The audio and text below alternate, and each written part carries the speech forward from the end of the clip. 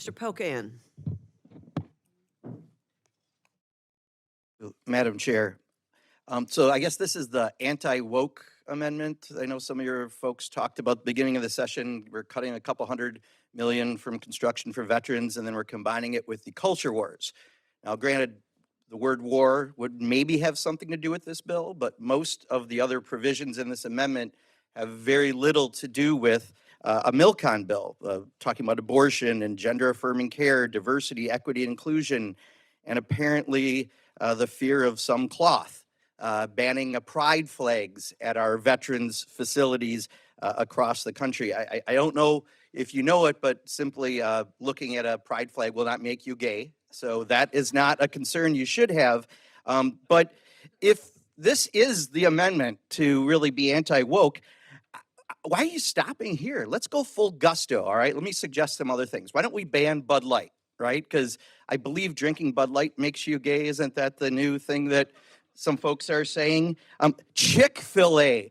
I know this has got to hurt when I say it, but Chick-fil-A has an executive now in charge of diversity, equity, inclusion. They're out of here if we're going to make this anti-woke. NASCAR, NFL, Major League Baseball, no more. We can't show them on TVs in any facilities for veterans because they've all celebrated Pride Month. So, let's do this right if we're going to go there.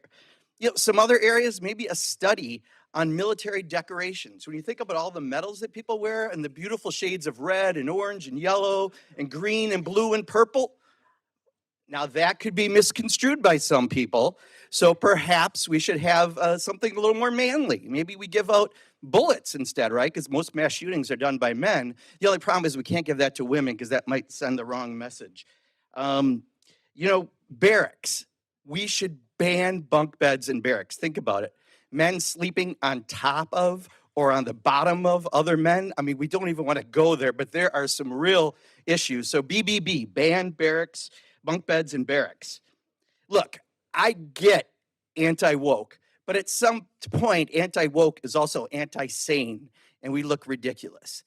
There is an article in Newsweek magazine in the last 48 hours talking about how all of this anti-LGBTQI plus stuff that is going on is exactly out of Vladimir Putin's playbook. In fact, someone who left Russia said those exact words. And here we are putting Vladimir Putin's playbook into a MILCON bill.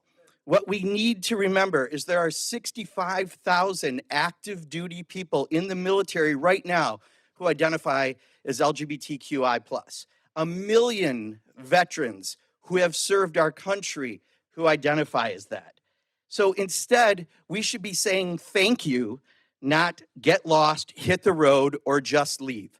And that is the message every time we put this anti-wokeness into something that should be a very responsible MILCON bill. And instead, here we are thanking Uncle Vlad and putting his policies into this. Look, this amendment and this bill fail our veterans, especially our LGBTQ veterans, and I will oppose it.